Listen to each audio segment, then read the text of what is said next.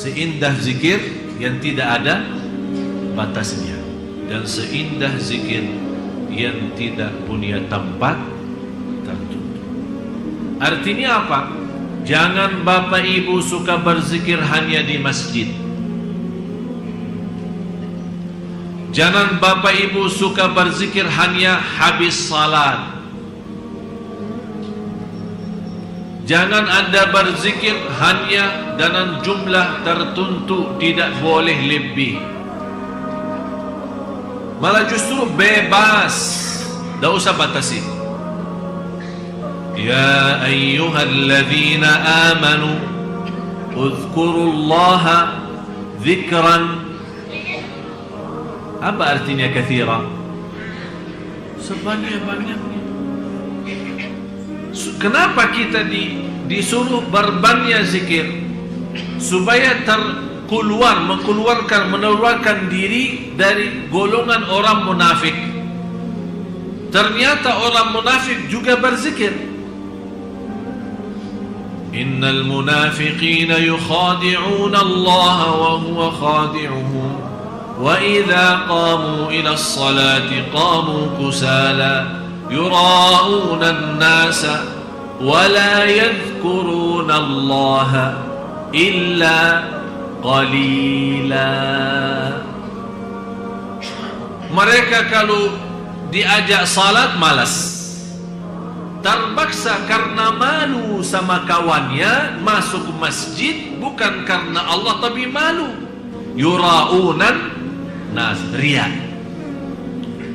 Sifat yang ketiga, wala yadhkuruna Allah illa, ternyata mereka juga berzikir. Wala yadhkuruna, katakan Allah, mereka tidak berzikir kecuali sedikit. Berarti mereka berzikir. Supaya kita selamat dari sifat orang munafik, berarti harus kita lawan mereka, harus kita berbeda dengan mereka. Kalau mereka memang zikir tapi sedikit, saya mau berzikir tapi banyak. Coba bayangkan, saya pernah memberikan cara zikir, tapi selama 1 hari tidak boleh bicara dunia. Ingat kan? Tak boleh bicara dulu. Subhanallah walhamdulillah wa la ilaha illallah wallahu akbar. Assalamualaikum, waalaikumsalam warahmatullahi wabarakatuh. Subhanallah walhamdulillah wa mau kemana? Mau ke masjid. Subhanallah walhamdulillah wa la. Sudah makan belum? Subhanallah walhamdulillah. Jadi biasakan diri seperti itu. Tak usah orang mendengar suara zikir kita, tapi kita mengaktifkan semua tubuh badan kita menjadi membawa cahaya zikrullah. Luar biasa indahnya zikir. Bapak ibu, zikir itu termasuk salah satu amalan sederhana, pahalanya di sisi Allah jauh lebih besar daripada haji, jauh lebih besar daripada salat sendiri. Karena inti daripada wujudnya salat, inti daripada wujudnya ibadah semua, inna salata tanha 'anil fahsya'i wal munkar wala dzikrullahi akbar. Zikir itu jauh lebih besar.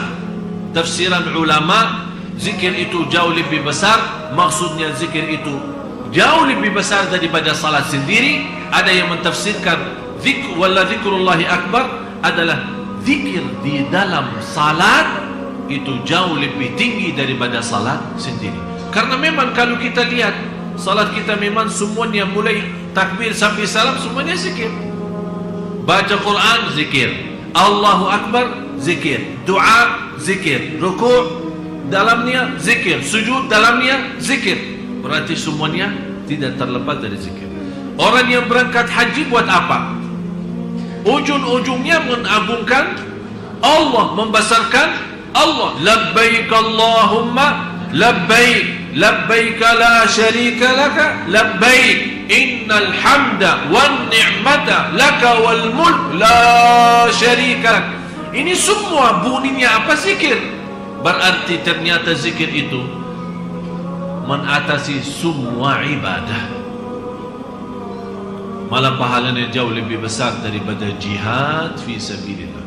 Sampai Rasulullah SAW menjelaskan di hadis yang sahih, ala unabbiukum بأفضل أعمالكم وأزكاها عند مليككم وخير لكم من إنفاق الذهب والورق وخير من أن تخرجوا للجهاد للقاء عدوكم فيضرب أعناقكم وتضرب أعناقهم. Ya Allah, panjang sekali hadis ini.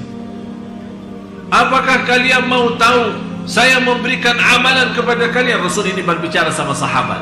Saya akan memberikan amalan jauh lebih mulia di sisi Allah, jauh lebih baik daripada amalan yang lain, jauh lebih besar pahalanya daripada mensedekahkan emas dan perak dan mensedekahkan segala harta. Jauh lebih besar daripada menghadapi musuh saat perang, mereka membunuh kita atau kita membunuh mereka. Kaget sahabat, ini jihad lawan musuh. Apa saja amalan yang jauh lebih tinggi daripada itu semua? Rasul menjawab singkat saja, zikrullah, zikir kepada Allah. Fadhkuruni, tanda-tanda kita mencintai Allah banyak sebut Allah. Kalau kita berbanyak sebut Allah, berarti kita akan termasuk orang yang akan Allah sebutkan nama kita.